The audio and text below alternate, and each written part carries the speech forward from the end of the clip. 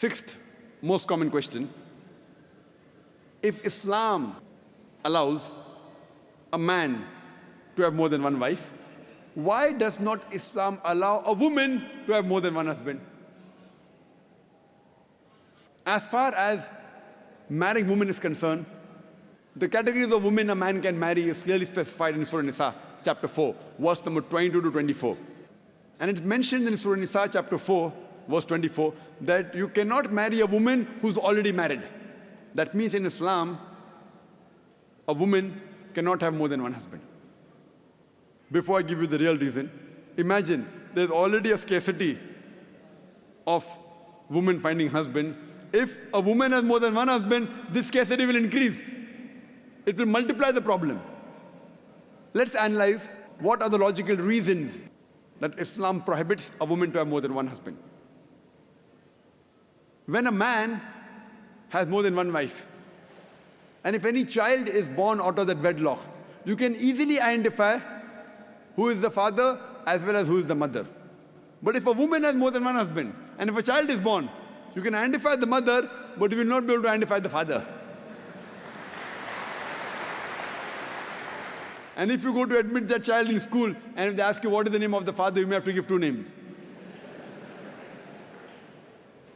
And today psychology, they tell us that identifying the parents is very important for a healthy childhood, especially the identity of the father. If you cannot identify the parents, the child has a lot of mental trauma.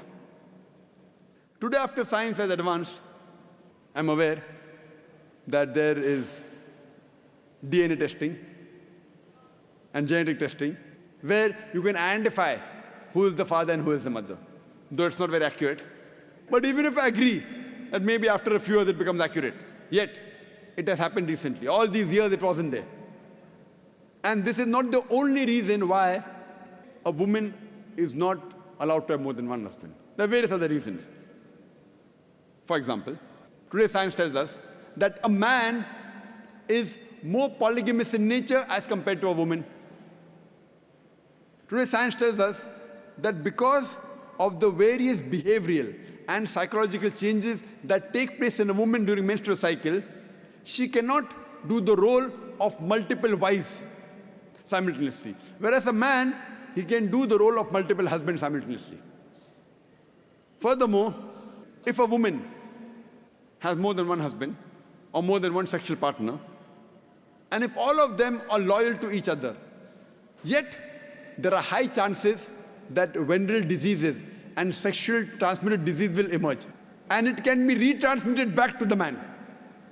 Whereas if a man, today medical science tells us that if a man has more than one sexual partner, has more than one wife, and if all of them are loyal to one another, there are hardly any chances of venereal diseases or sexually transmitted diseases emerging in them.